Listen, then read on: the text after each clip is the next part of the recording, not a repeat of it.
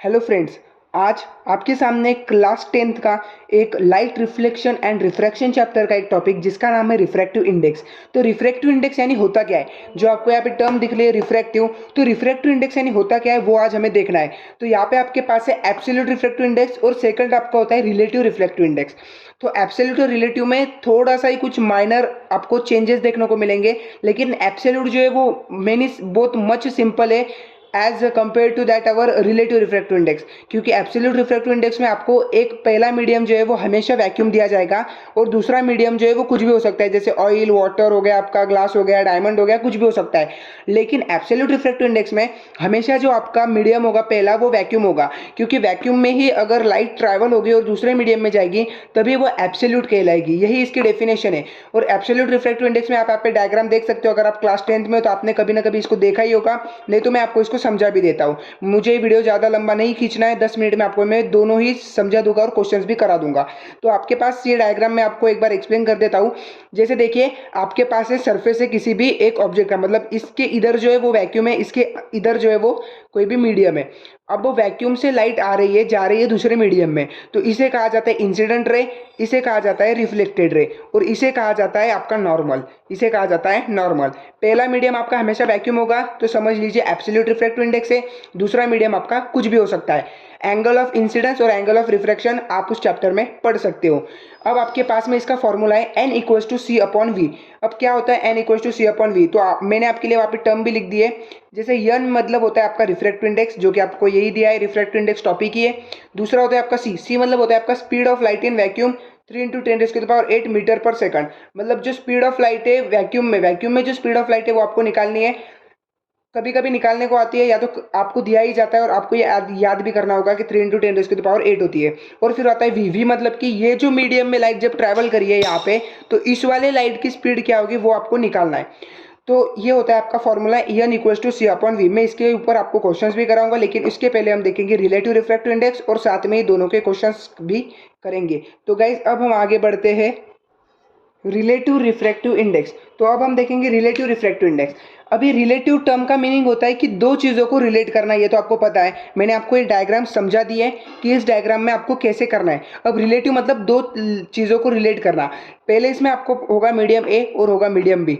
अब आप बोल रहे हो कि डायग्राम से नहीं, ये मीडियम बी क्या है, तो पहले इसमें आपका था एब्सोल्यूट रिफ्रैक्टिव इंडेक्स, जिसमें ऊपर हमेशा वैक्यूम रहेगा और नीचे कोई भी मीडियम रहेगा।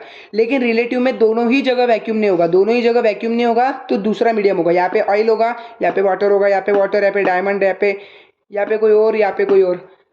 तो दोनों में बहुत ज़्यादा मतलब डिफरेंस नहीं है, लेकिन बस ऊपर वाला मीडियम वैक्यूम नहीं होगा और नीचे वाला मीडियम और ऊपर वाला मीडियम कुछ भी और होगा विदाउट वैक्यूम। तो आपको इसको समझना भी आसान है, लेकिन थोड़ा सा एब्सोल्यूट से थोड़ा कॉम्प्लिकेटेड है। तो अब हम देखेंगे इसका फॉर्मूले में थोड़ा कंफ्यूज होता है, लेकिन कंफ्यूज नहीं होना है, क्योंकि देखिए refractive index of medium 2 with respect to medium 1 और refractive index of medium 1 with respect to medium 2। मतलब 2 विथ रिस्पेक्ट टू 1 मतलब क्या, इसका रिफ्रैक्टिव इंडेक्स इसके रिफ्रैक्ट में निकालना है, तो इसका इसके रेशियो में निकालना है। तो आपको 2 को ऊपर लिखना है, 1 को नीचे लिखना है। थोड़ा सा कंफ्यूजन होता होगा, पहले पहले सबको होता है, लेकिन मैं आपको और एक बार समझा देता हूँ।